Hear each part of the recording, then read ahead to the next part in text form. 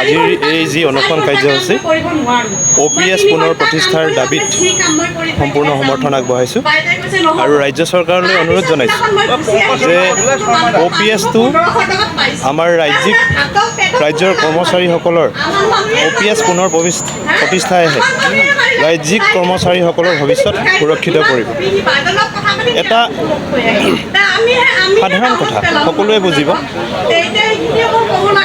ৰাইজৰ সেৱাৰ অৰ্থে চৰকাৰৰ সেৱাৰ অৰ্থে 30-35 বছৰ এজন কৰ্মচাৰীয়ে তেওঁলোকৰ নিস্বাৰ্থভাৱে সেৱা আগবঢ়ায় পাছত অৱসৰৰ সময়ত তেখেতৰ ভৱিষ্যতেই অনিশ্চিত হৈ পৰে।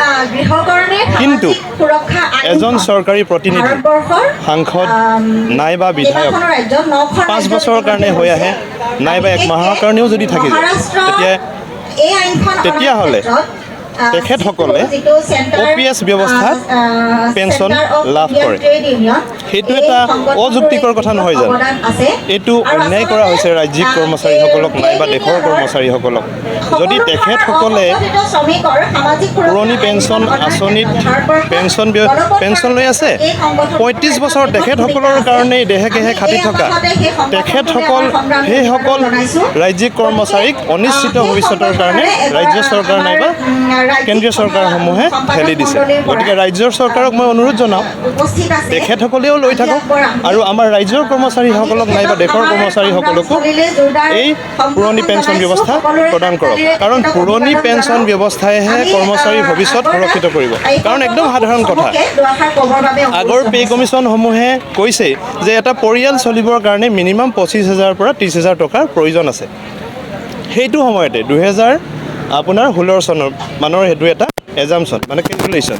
এতিয়া নতুনকৈ চৰকাৰে পে' কমিশ্যন ফৰ্ম কৰিছে, তেতিয়াহ'লে আৰু বস্তুৰ দামো বৃদ্ধি পাইছে।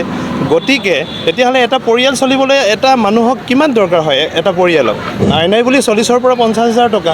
এজন মানুহে NPS ব্যৱস্থাত 1 লাখ টকা পাই আছিলে, আজি 1 লাখ টকা পাই আছিলে, এই মাহতে ৰিটায়াৰমেণ্টত যাব, অহা মাহৰ পৰা তেওঁ 5,000 টকাত নাইবা 6,000 টকা পেঞ্চন পাব।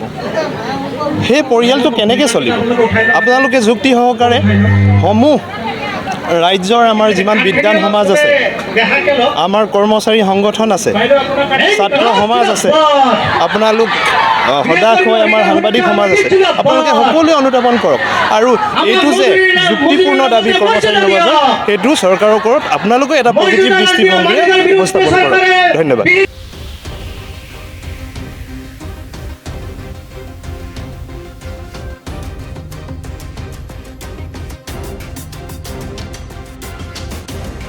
শদিয়াৰ পৰা ধুবুৰীলৈ, বৰাকৰ পৰা ব্ৰহ্মপুত্ৰলৈ সকলোৰে মাজত চিনাকি এটা নাম প্ৰাতঃ টাইম।